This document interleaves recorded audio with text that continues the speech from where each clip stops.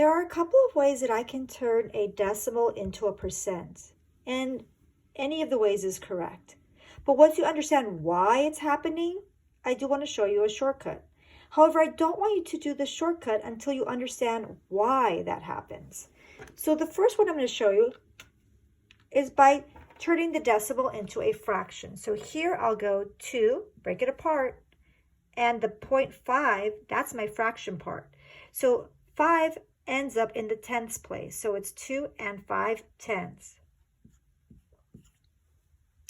Then what you can do is make this into an improper fraction. How do I do that? I simply multiply the bottom and add the top. So I go 2 times 5 is 20. And then you add that to 5. So 2 times 5 is 20. Keep that in your head. 20 plus 5 is 25. Keep the denominator the same. Then we talked about from a previous lesson that if you can get the denominator to equal 100, then whatever your numerator is will be the percent.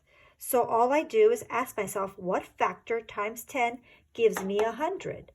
Well, that is 10. So 10 times 10 gives me 100. What you do to the bottom, you do to the top. 25 times 10 is 250. And that would be the percent. That's one way of doing it. But in math, there's so many ways to do a problem. And they're all right, as long as you get to the correct answer. Another way to do this, when I want a percent and I have a decimal, I can simply multiply it by 100. Yes, folks, you can also just go 2 times 5 times 100.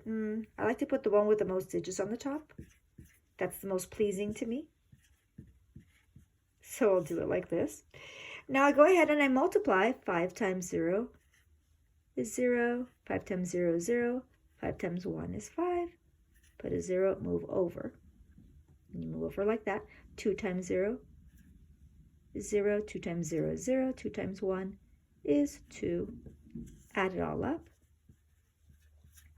I'm going to move it over one time because I have one decimal. Boom. I end up with 250%. I dropped that 0 in the back. I don't need it. There's nothing there. So I dropped that 0. Now, all of this to say what? Okay, Ms. Munoz, I understand this. I understand what you're doing here. There's 2 different ways to find a percent. So what's the shortcut? Well, once you understand what's happening, then all you simply do to make a decimal into a percent is to move it twice. Notice how there's 2 zeros here. You move it twice toward the percent sign. And we already know that the percent sign is always at the end. So I'm going to move it twice. 1, 2. And I simply put my 0 in the wiggly, and I already have my percent sign. Cleaned up, it looks like this. Wow, that's way shorter than actually multiplying by 100. That's way shorter than actually converting it into improper fraction and then finding an equivalent fraction with the denominator of 100. Because all I did was go 1, 2, and I got the exact same answer each time. So this is my go-to because I understand these things. I don't want you to go, oh, I just move it twice, but I don't know why. Because this is exactly what is happening.